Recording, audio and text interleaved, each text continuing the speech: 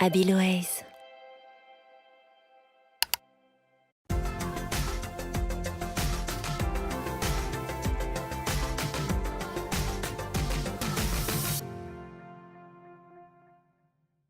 Bonjour à tous.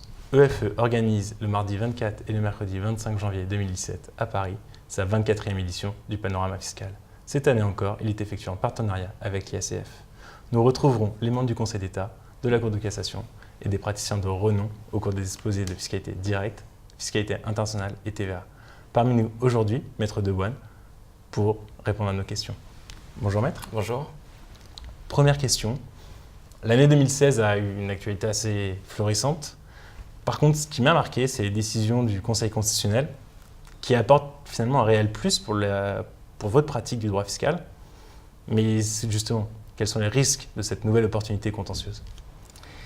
Je crois que le principal enseignement qu'on peut tirer de l'évolution récente de la jurisprudence du Conseil constitutionnel, c'est que c'est à la fois un outil très rapide et très efficace, on l'a vu, mais qui peut aussi être très dangereux.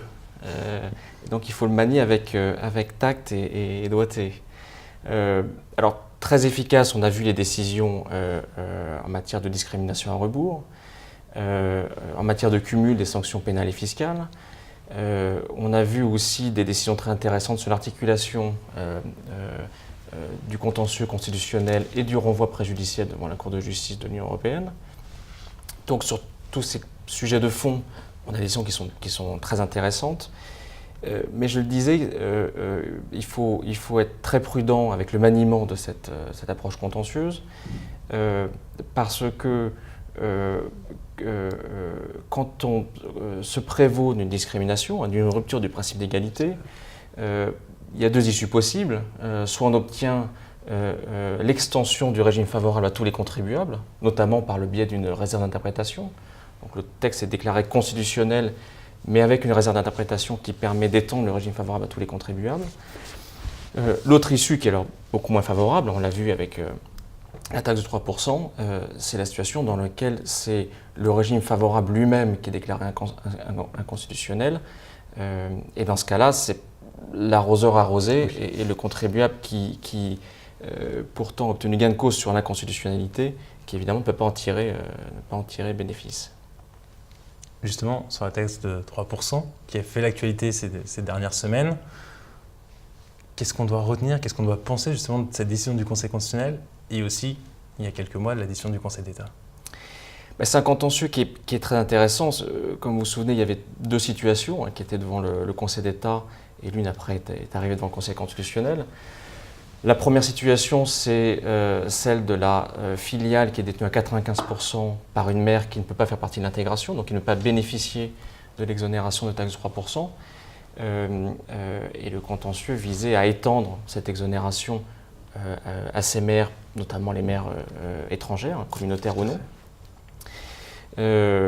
On connaît la décision du Conseil constitutionnel qui précisément a considéré qu'il était inconstitutionnel de limiter cet avantage aux sociétés intégrées françaises.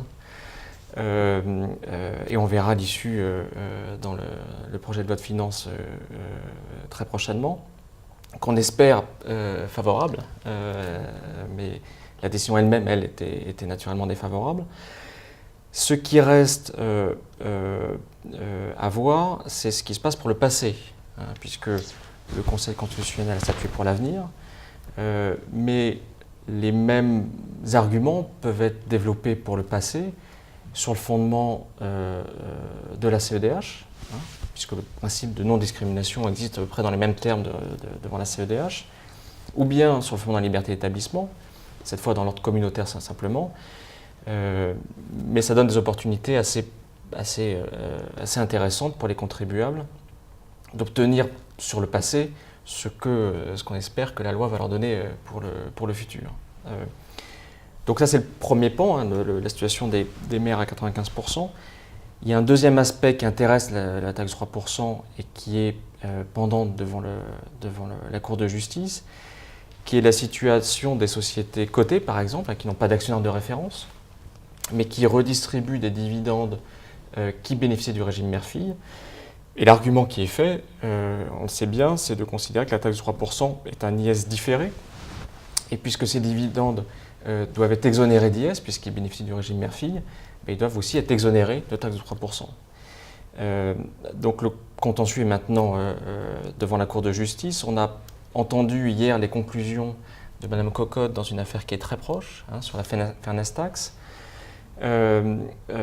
qui sont favorables et qui concluent effectivement sur la contrariété avec l'article 4 de la directive. Donc l'avocat général a considéré que cette Fairness Tax était bien une imposition sur les bénéfices différés.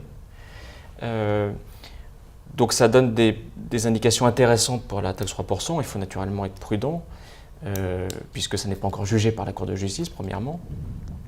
Et puis la Fairness Tax n'est pas strictement identique à la taxe 3%, mais en tout cas ça donne de bons espoirs sur ce qui risque d'arriver devant la Cour de justice. Justement, pour rebondir et pour conclure cette interview, le régime d'intégration fiscale français, qu'on appelle à la française, offre de nombreux avantages au groupe. Toutefois, vu les changements européens, mondiaux, est-ce qu'on se dirige vers une remise en cause du régime, justement, régime fiscal à la française, comme nous on l'entend, contribuable français? C'est effectivement un sujet qui va nous occuper dans les mois qui viennent, dans les années qui viennent, certainement. Quand on regarde l'un après l'autre les avantages de l'intégration fiscale, et si on met de côté la compensation entre les profits et les pertes, qui a été sanctuarisée en quelque sorte par la Cour de justice, on constate qu'ils sont à peu près tous contestables.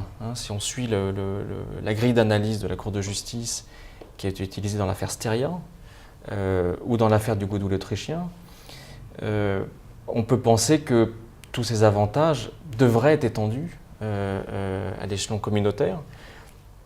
Alors on peut considérer que c'est une perspective favorable pour les contribuables, puisque si on prend la situation des plus-values intra-groupes, par exemple, on peut imaginer qu'une société française pourra demain céder un actif à une société étrangère, communautaire, et que la plus-value éventuelle sera neutralisée dans le cas de l'intégration fiscale, comme elle l'est au sein d'un groupe français. Mais il faut naturellement imaginer le coup d'après. On l'a vu dans l'affaire Steria. Quand la jurisprudence est trop favorable, elle ne dure jamais très longtemps. En tout cas, les principes qu'elle pose ne durent jamais très longtemps. Et le retour de bâton est à vrai dire, encore plus sévère que ce qui existait auparavant. Donc il y aura certainement des contestations, mais il faut, je pense, pas en attendre beaucoup d'amélioration de notre régime. Au contraire, je pense qu'il faut craindre ces décisions, puisque le législateur, évidemment, ne laissera pas perdurer, ou ne probablement pas perdurer, un système dans lequel on peut transférer des actifs de France vers l'étranger, donc transférer les profits afférents. Tout ça en neutralité fiscale, ce serait trop beau pour être vrai. Bon, l'avenir nous le dira. Exactement. Bon, merci Maître en tout cas d'avoir répondu à mes questions. Et quant à nous, on se retrouve le 24 et 25 janvier 2017 au Panorama Fiscal, justement pour développer toutes ces questions. Bonne journée.